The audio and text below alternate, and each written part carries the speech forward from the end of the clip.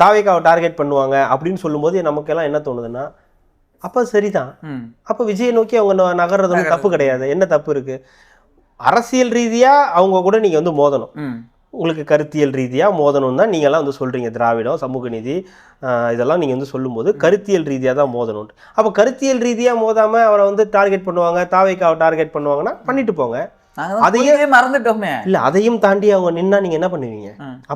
அப்போ ரிஃப்ளெக்ட் உங்களுக்கு தானே தவிர அவங்களுக்கு கிடையாது. அவங்களுக்கு திரும்பி அப்படியே ஸ்ட்ராங்கா நிக்கிறாங்கன்னா, நீங்க அடி வாங்கிக்கிட்டே இருக்காருன்னு வச்சுங்க, பாசாபாய் மாதிரி கம்பத்துல அடி கட்டி போட்டு அடிக்கிறாரு ஆனந்தராஜ், அடி வாங்கிக்கிட்டே இருக்காரு. யாரு? பாசாபாய், மாணிக்கம்.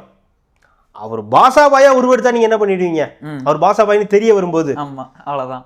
அதாவது இப்ப நீங்க வந்து இந்த எடுத்து பார்த்துட்டு பச்சை ரத்தம் ஒழுகும் போது பச்சை புள்ள சிரிப்பை பாரு அப்படின்ட்டு போயிடலாம். அது அப்படியே மாறி தங்கச்சிக்கு ஏதாவது ஒன்று நடக்கும்போது அப்படி தாங்கி பிடிச்சி அந்த வாக்கை கொடுத்து அடிச்சாங்கன்னா பின்னாடி ட்ரெயின் ஓடுற சவுண்டு கேட்கும். அந்த கம்பத்தில் அடிச்சு விழுந்தோடனே பின்னாடி அந்த ட்ரெயின் ஓடுற சவுண்டு கேட்கும்ல, அந்த மாதிரி ஆயிடும்.